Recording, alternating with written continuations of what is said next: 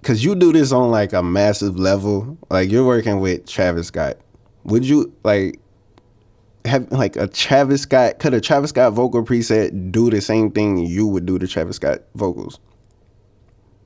No. What's good, YouTube? It's your boy SKY Jordan. In today's video, I'm talking to a Grammy-winning multi-platinum engineer, so you don't have to, all right? This is IRKO, all right? He's worked with people like Kanye, Travis Scott, and a lot of other talented artists. Make sure you stick around because I'm going to ask some good questions that can be beneficial for you, the artist, engineer, producer, the person that wants to record and mix their own music. I'm going to ask all the questions for you, so let's get into it. Mr. IRKO, appreciate you taking the time for the interview. For the people that's not familiar that may be watching this video, can you give a little background of who you are? For sure, for sure. My name is IRKO. I'm the music industry most beloved bow tie wearing mixing engineer. Today sporting a stone-made bow tie. How about that? Yeah. I grew up in Venice, Italy. I've been in the States for well over 15 years at this point, and I platinumize records every day. That's what I do. I mix records for your favorite artist and their favorite artists, and that's what I do every day. That sounds cool because I know a lot of people would probably want to be in your position because I know you work with like Jay-Z, Diddy, Kanye, Travis Scott. So I can imagine the type sessions you be involved in all the time. Yeah, for sure, for sure. Yeah, you gotta love it. It's I always get questions like, how was it mixing Rick Ross? How is it doing this? How do you approach doing that?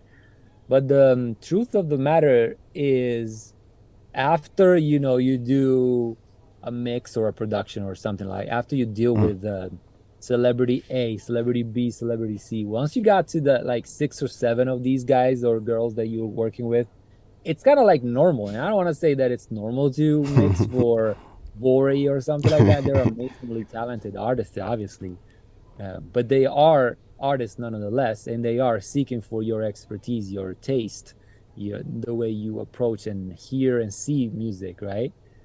So really, it's flattering, of course, and of course, I'm very happy to be there in service to them, Mm. right?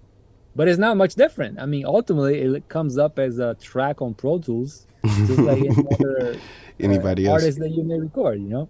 Yeah. Of course, when I do something like a tweak a sound or something on the voice for a track with Little Baby or The Weeknd or whoever the case may be, of course, that little tweak will be heard by literally billions of people. So that is one of the differences. But other than that, if I was to record and mix an artist that no one has ever heard of, or if I was to do a record with a big celebrity, it's identical. The same treatment that I give to the celebrities will be given to the ones that are up and coming. In fact, I do not only work with established big artists, I also work with people that are not as big as their numbers would be compared to big artists, To me, it's all about the music. So if I like the music, then that's what it is. But anyway, to go back to your question, yeah, no real difference. As long as it's uh, you know, it's good music, then that's it. Yeah, that's kind of how I like to approach music overall. It's like good music is good music, regardless if you have 10 million monthly listeners or 20 monthly listeners. Like that's just how I think about it. Um, First question I got for you: should artists mix and master their own music? Like, what are your thoughts about that? My thoughts on that is that I can definitely advise on the engineering, and my advice in that is no, you should have someone else do that. That being said, who am I to tell you how to do it or how to not do it? Mhm. Uh, Generally speaking, though, it is a lot better for the actor in front of the camera to be directed by someone that's behind the camera, because who's behind the camera has the full view of whatever's happening. When you're acting in the scene, you're in it, so it's a lot more, there's more difficulties in seeing the entire picture. And it's the same thing with engineering, right? If you have to sit down and express the most you got inside of your heart through this song, wouldn't that be like such a great turn off to make sure you keep an eye on the preamp that you're not distorting. How is my compression level looking? Is my take similar to that one? Am I in the right place for the microphone? There's so many other technical things that take away from your expression Mm. that I don't think your energy should be divided. Your energy should be completely dedicated to expressing yourself. So if you start, taking notes and paying attention to other things, inevitably it just takes away from your performance. So I wouldn't do that. Mm. That's my suggestion. And same thing goes with mixing. Mixing is a practice that takes years and years to really master and become, if you want to become a mixer, it takes a lot of time for somebody to really become that. And Yeah. ultimately, you see that in any kind of sports, in NASCAR or any kind of Formula One driving or any kind of automotive thing. The mechanic does the mechanic, the driver does the driving. Mm. It's, everybody's got their own job, right? Yeah. Any big corporation, the guy that designs the shoes you got on right now is not the guy that made them. Yeah. Everybody has their job, Yeah. and you can afford to differentiate and have different people um, being employed in doing what they do best. That's when you get the best shit. Yeah. Because I That's like that's to, because I like to look at it like even Steph Curry has a shooting coach, and he's one of the greatest shooters we ever seen. LeBron has a team of trainers and stuff that he could probably do it right. himself, but he has to trust other people to invest in him to make sure he's at his best. And I think like that's like a reason why like a lot of up and coming artists that tend to make it, they understand like having a team of people that you can trust to mix the music, master the music, allows them more time to engage with their fans, record more music, drop more music more consistently. And I just like I think that's like the biggest disconnect that we're having right now because like a lot of people are in recording at home. Like I have no problem with people recording at home because I like to record at home myself. But if I was trying to be an artist, I would record wherever I felt comfortable, but I would find me a engineer to give me like a different set of ears. Cause even me, cause I got a degree from Full Sail and I have like some studio experience. So it's like I still would want another person's opinion, judgment to be like, okay, I got it here. Can you tweak it a little bit more for me? So like, you think that would be a better practice for upcoming artists that want to record themselves? Should they record themselves, do the best they can, and then send it to an engineer? Yeah, yeah, that's definitely one way to go about it. Mm, I would say, you go get your haircut, right? mm, Your fade is a lot easier to get done by someone that has that point of perspective, right? yeah. Do your own fade, doable? Sure. We all got mirrors. Sure, we can get the razor from Amazon, no problem. And I would suggest probably doing that too, but if you can, it's a lot better to have someone else lend their expertise and techniques and gear and everything. Now, yes, you're right. Recording at home may be a lot more doable nowadays in 2022 than it was in 10 years ago or 20 years ago or Mm, whatever. So definitely take advantage of that. Every single one of my clients have their own studio at home, all of them. But that is just like every apartment has a kitchen, but then you still go out in yeah, set situations, right? yeah, You still can make a sandwich at home. You can make a full great meal at home. But then if you want to have a wedding or something, chances are you're not going to do it in your kitchen, right? yeah, So that's kind of like the perspective, And so, yeah, I would say, uh, do as much work as you can in your environment that you're comfortable with. So, namely your studio, your own space, whatever. That will also get you more acclimated with just the process of recording, So then when you go to a place like this, you're efficient. It's go time. There's yeah. no fat. You know what I mean? Yeah, because I think like a lot of people really have never been inside of a professional recording studio too. So that might be some of the disconnect there too. Because a lot of people tend, because artists or just creators in general, they tend to be like introverted more often. So it's like going in there being with the engineer that you don't really have a connection with. That can kind of be kind of nerve wracking for some. Yeah. Because like have you ever had like an artist come in that was kind of timid or kind of a little shy or something like that at some point, or everyone that's pretty much Yeah. came there was been like ready? No, no, that happens.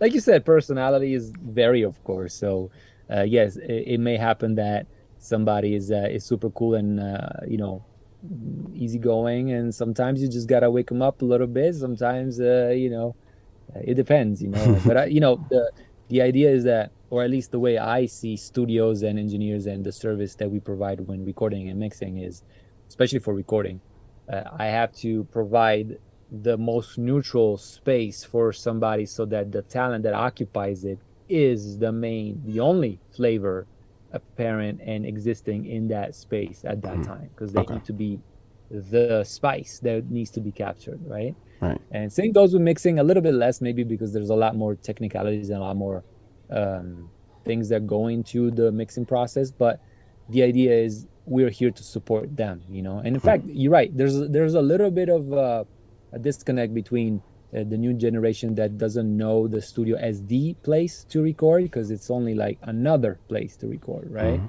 But make do not make that mistake of thinking that this place is more difficult or like less comfy or whatever. A proper studio, a proper session has entirely been designed to do that, to provide all kinds of ways to facilitate your job to deliver your song. So it is all here for them. Yeah. So maybe they want to try it, and maybe they had bad experiences too, and they were like, they just don't want to go and do it again. Yeah. I get it. Yeah, that might be something. But Yeah, maybe they got a bad engineer or something. I get it. yeah, those exist. like I've seen plenty of people when I was working in the studio. I've seen a lot of engineers come and go because they couldn't track right. They was trying to tell the artist what to do, what not to do, and people just don't like you sometimes, and you just gotta, Yeah, it's crazy. yeah, yeah. But let's see. What do you think about recording templates and mixing presets? Because I'm pretty sure you've seen the ads and stuff online. Like, what? Like like because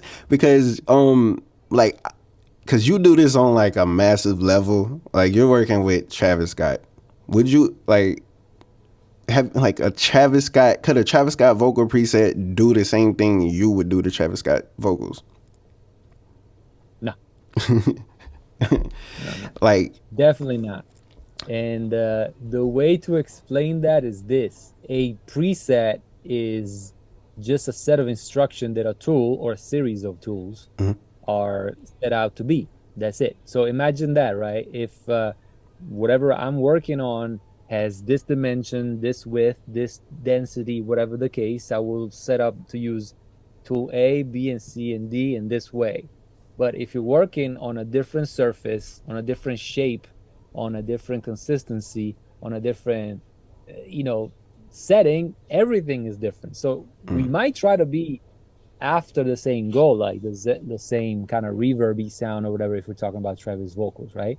Or the same tuning, whatever. But if it's different material that I'm working with, then it's completely different. It's like saying, this is the template that I used for that specific spot, for that specific application, and it worked on that specific song. All true, but unless you're doing the same exact thing, it's not going to be the same. So no.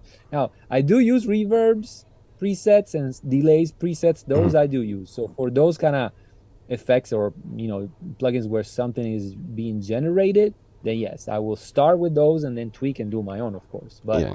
anything else, any EQ thing, wherever you see those memes or those things that say on the snare you got to turn down 247 hertz. That's all bull crap, because that means nothing. What if Yeah. the snare we're talking about only has that frequency or Yeah. none? Yeah. You just no. So presets and templates. I have my own mixing template, but has no plugins or no nothing. My template is basically just an empty box It's that routing, allows right? me to, Like a lot of routing, right? yeah, Okay. and yeah, routing definitely, and also plugins and things are there so that I can grab them quickly instead of going Okay. and search for stuff, whatever. It's there and readily available for me. But that's the extent of it. That's excellent. And this is particularly for mixing. Now, for recording, maybe you might want to have your effects already like ready so that you can bust the track onto it or whatever. I can see that if you want to be quicker. Yeah. But I mean that's the extent of it. I will use it just a little bit. Right, because like a lot of people think that those will replace the engineer, and then because a lot of people buy them, like they buy them because they send them to me and I review them. Like I actually record with them and review them, and everybody's like, "Yo, you sound the same on everything." I'm like, I'm supposed to sound the same on everything, because they be like, "Yo, this preset didn't make you sound like Travis Scott." I'm like, I would never sound like Travis Scott. Right. Like Travis Scott, Mike. I was like, Mike Dean could even mix my song, and I would not sound nothing like Travis. Right. You sound like Sky. Yeah. Not like Travis.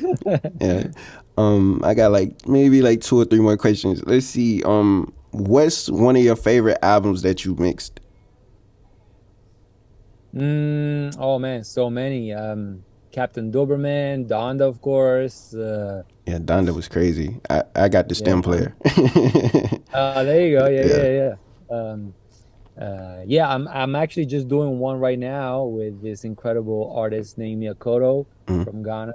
Incredible album too. There's so many, man. I mean, yeah. good thing is in my career right now, I'm at a place, well, for the last maybe 10 years actually. I've been able to be very picky with what I take on. So Mm, any project that I decide to work on is because I have a connection to the music. I really like it, and I can associate my name, of my face, my time, and my energy and passion and all. So really, everything that I do is very very nice. yeah, I because you really like it. See, like I think that's the main goal. Like a lot of engineers want to get to where they can take sessions that they want to take versus they what they have to take. right. Mm, Took me a good minute, but as soon as plaques start to appear on the wall and stuff, then you can be a little bit more selective, for yeah. sure. For sure. And can you give me your top five plugins that you just love? I use the Fab Filter stuff all the time. Mm. A lot of plugin alliance stuff, BX EQs, and a lot of waves. Historically my L2s, the PAZ analyzers, Mm. all of that stuff. I use free stuff like lo-fi and the EQs that come with Pro Tools. What else do I use? Of course, auto tune for tuning. Which one? um Which auto tune plugin is your favorite? Is it Pro, Artist, Metatune, Waves Tune? Like which one would be like your go to? I probably do the little one, the automatic one, and Mm. the Pro the most, but I use just about anything though. Okay, I was just wondering because a lot of people um debate that one a lot. Yeah, yeah, yeah. And also there's been so many differences between different versions of the plugins, right? But Yeah, yeah, Pro has a little bit of everything, so you can swap it out and change it, right? So I like right. that. Use Melodyne But I any? like auto. Huh? I was saying, do you use Melodyne at all? Like, do you like Melodyne? I have my recording engineer doing tuning sessions with it, yes, but I Okay. personally don't use it on mixing. Mm. But usually when the vocals get to me for mixing, they already have been melodined if they were tuned manually. If not, Okay. it's auto tune, and that's it. But Yeah. yeah, I don't really discriminate. It's whatever.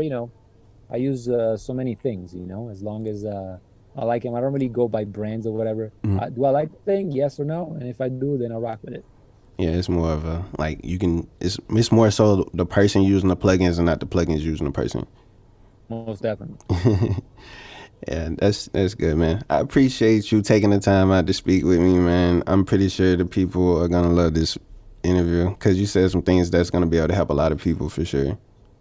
I'm very happy to help anybody, man. And I appreciate y'all watching this video. It means a lot to me. Feel free to share it, comment so the algorithm can pick it up so we can get some more dope interviews like this for the channel. But listen, make sure you like, comment, subscribe to the channel. It's your boy SKY Jordan. I'm out of cool.